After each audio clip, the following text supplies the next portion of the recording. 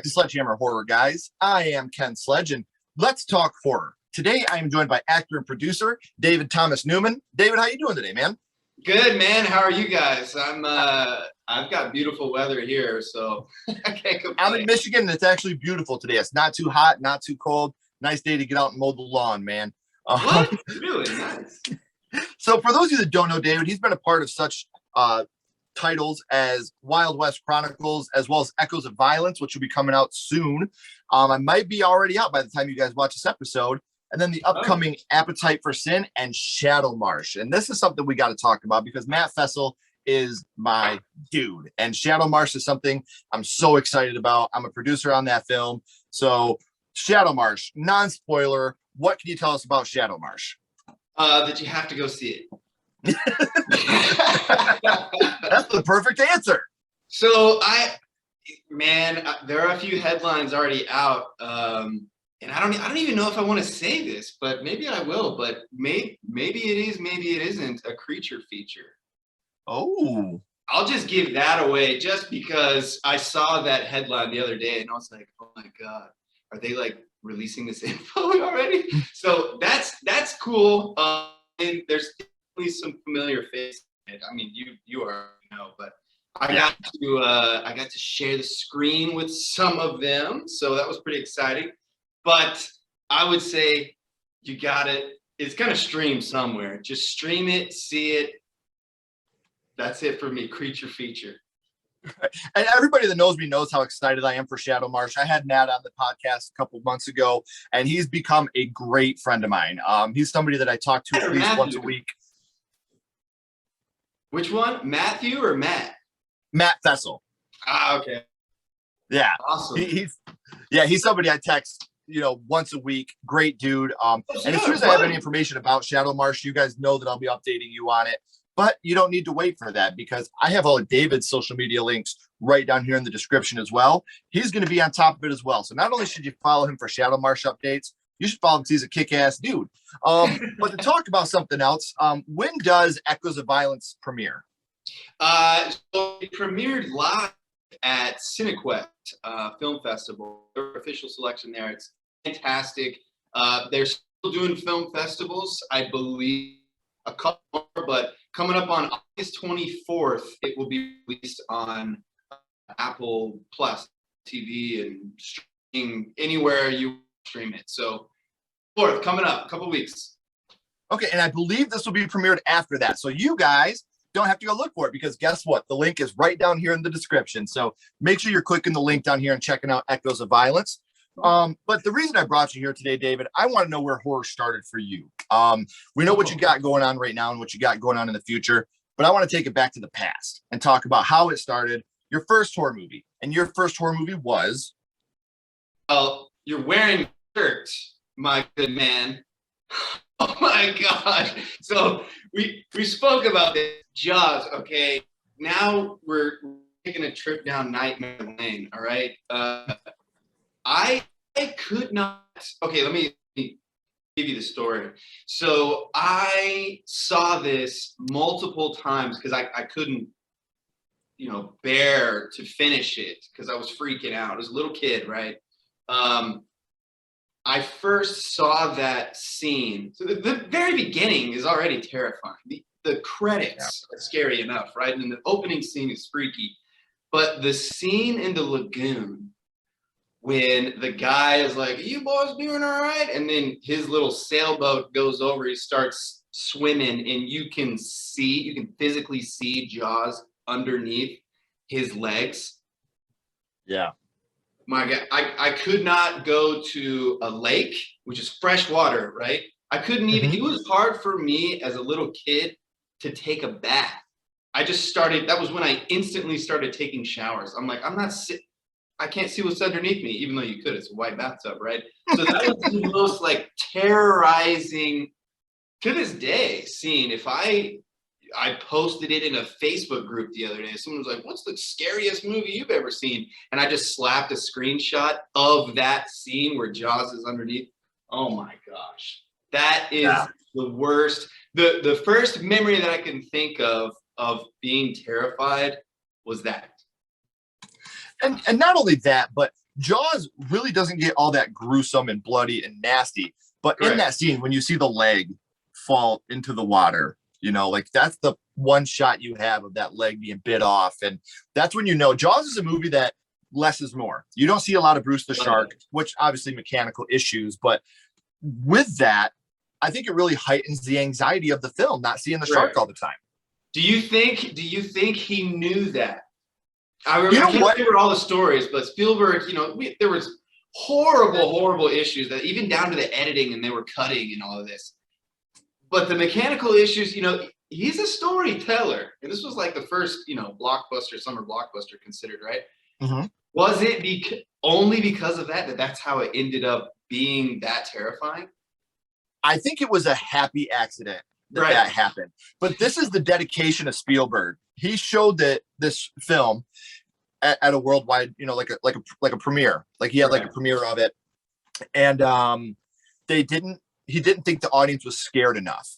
So he went back in his swimming pool, and that's when they filmed the iconic jump scare of the face coming out with the shark tooth. That was filmed after they had already premiered the movie, and they went back because they didn't think it was scary enough. So they added that jump scare in there. He filmed that in his swimming pool. Like, that's how dedicated Spielberg is. So when people talk about Spielberg's overrated, no, he fucking isn't. Not. He is an artist. And, like his creature features, because I'm one of the people, I consider Jaws a horror film. Absolutely. I consider Jurassic Park a horror film. The scene with the raptor in Jurassic Park is total slasher. So Spielberg is a fucking genius, and I will hear nothing of the contrary. Remember the Worlds? Everyone was talking mad smack about that movie because the way it ended. And I'm like, do you know the story? They died because of the virus. They like wiped them out. Yeah, it seems a little like haphazard. They were just like, we ran out of money. Let's just cut it. Like, no, that's the story. Mm-hmm. I agree 100%. I mean, I did not know that tidbit about the, I guess, what is it? Dreyfus is going around looking, and then he goes underwater where that boat capsized. And then, oh my God, the lights underneath the water, you just know you're gonna see something, whether it's a jellyfish or like a boot or a piece of seaweed. That's freaky to me. If it's underneath the water, I'm freaking. What I love about that scene is you think you got it when he gets the tooth. You're like, oh, so he went down there and he found that big ass tooth, and then you see the face pop out. And it's just like, fuck! like totally like, man. Let's trick him a little bit. The shark tooth is gonna be scary. And you're like, yes, man. That's it. So good. But yeah, it's just the music. Obviously, we all know Jaws. Everything about it, just especially that scene, they do the which might not even be horror, but the scene where the what's his name? Roy Scheider's character. Mm-hmm.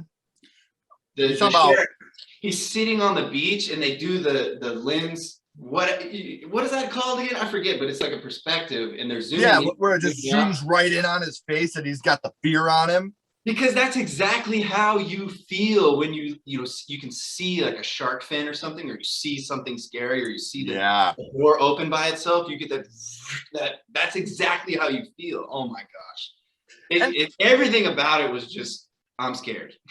No, and I agree with you. It's funny because I watched this movie with my son. He's 13 now. We watched it when he was about 8. And after the movie was over, he was like, "This scared you when you were younger?"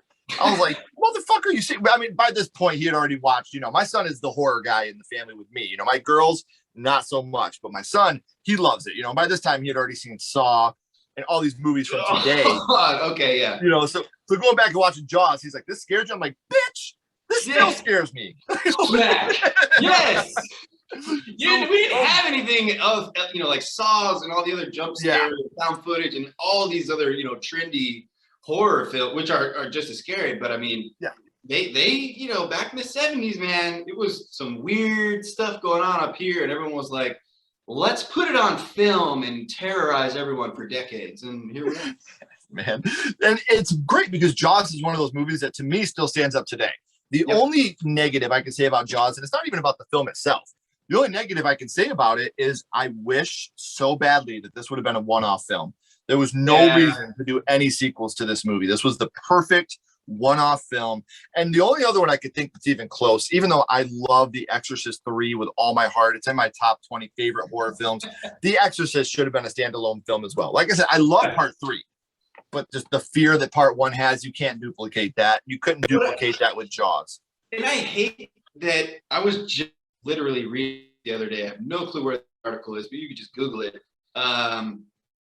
It had something to do with Scheider, the actor. He signed on, and whoever it was, at Paramount or something, for 2 movies. So he had two movies, and then he didn't even really like the new director that they got for the last 2, and it's like what is going on? But only because of the business side of things do any negative or bad, harmful things happen to the industry, because it's all about artistic value. It's not about, I get it, you're selling a product, right? But if you dig deep enough, the main reasons that this stuff happens is because of the money, which is that's what sucks, because like you said, you can even see in his body language that he's not feeling it in Jaws 2. Like, he just does not give a shit throughout that whole movie. And it's a bummer, because I don't think Jaws 2 is as bad as everybody makes it out to be, but you can't follow up Jaws. I don't care what they would have done in the second one. There's nothing you could do. That movie to me was literally lightning in a bottle. There are a lot of shark movies and a lot of creature features I do enjoy, but I don't think there'll ever be one that got me the way that Jaws did, because it is an action movie. It's a horror movie. It's all these different things, but it's a horror movie first to me. Right. This movie is so terrifying to the bone.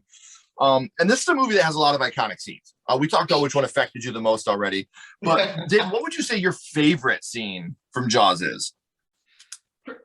I just think Richard Dreyfuss's character is hilarious. So any scene that he's in, you know, when they gut the shark and they're looking at all that, he's just so, he played it perfectly. He's so excited. He is so curious. He kind of reminds me of me, like if I wasn't terrified of being on the water out in deep. I mean, I go out there, you know, but I'm just kind of like, what's going on, man? You know, I see a killer whale and I'm like, nope.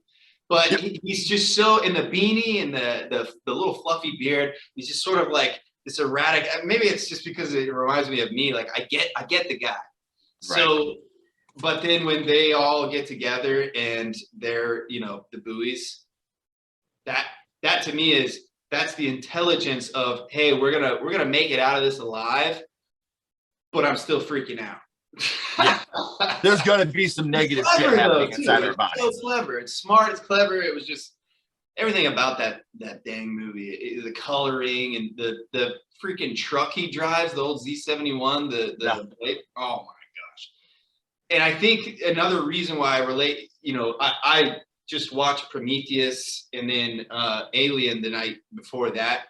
Mm-hmm. But I mean, creature feet, terrifying, could happen. Jaws pretty much has happened before. Yeah.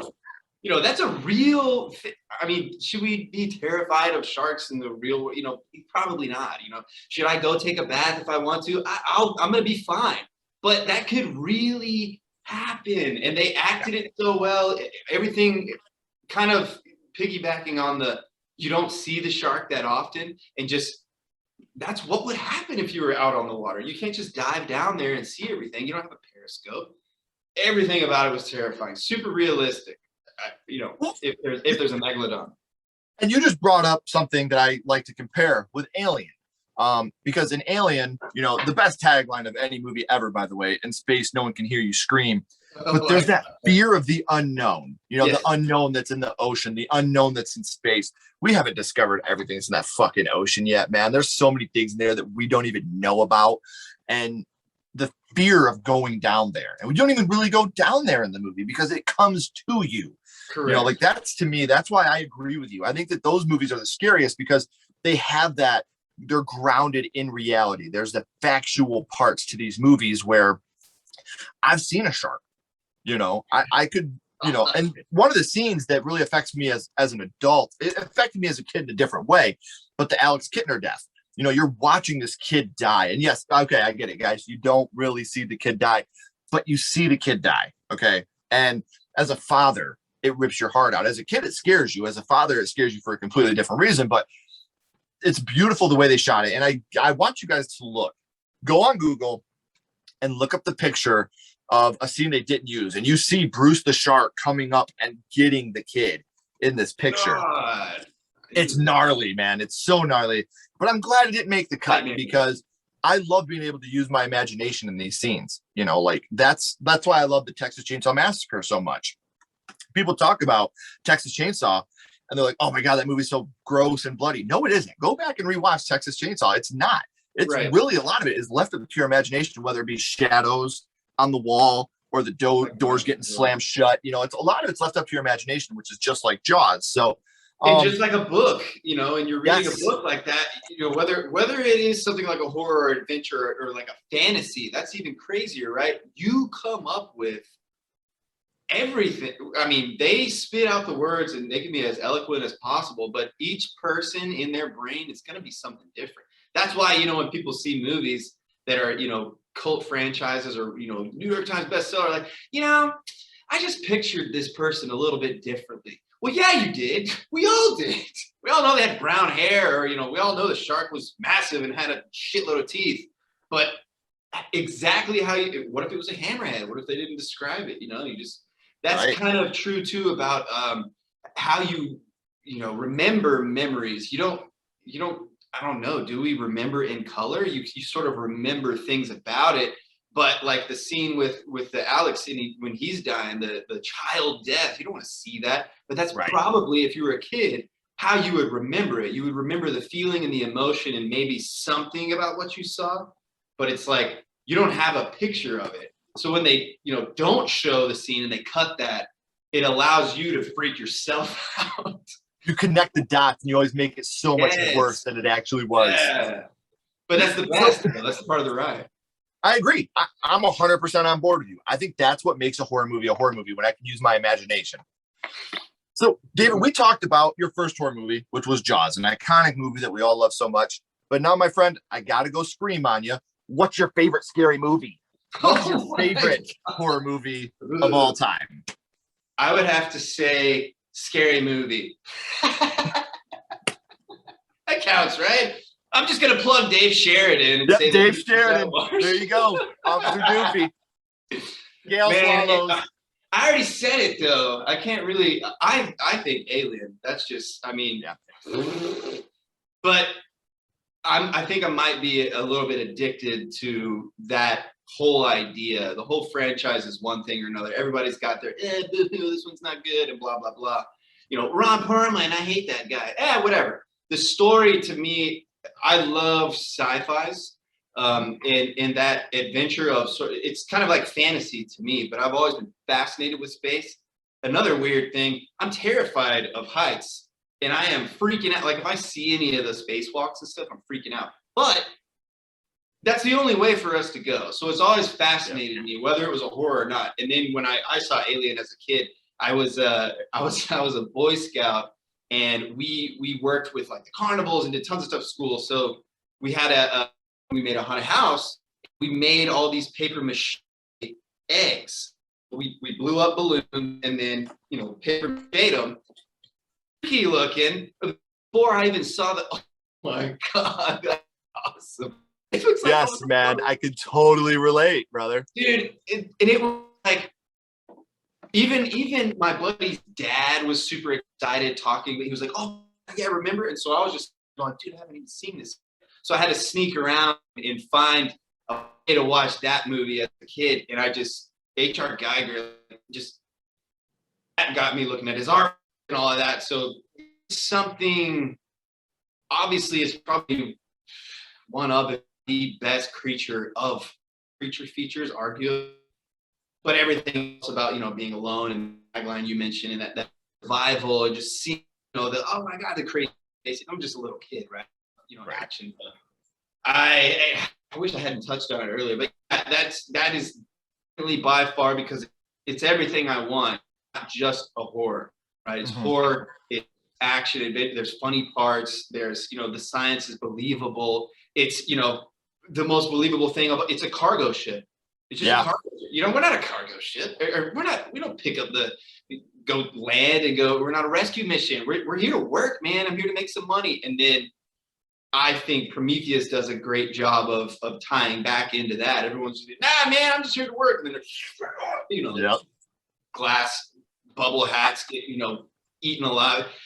I think definitely Alien. Aliens was okay, but then all these other horrors that I've seen, I still love Poltergeist, but Jaws and Alien, there's something about the action that ties me in much, much more.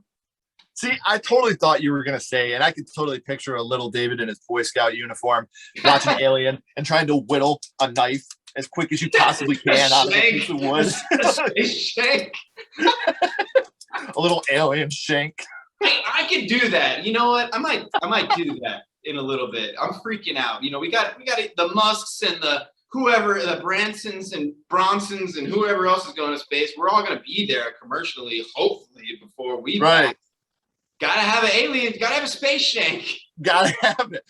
The world was almost taken over, but David Thomas Newton luckily had made his space shank. The next John awesome. Connor.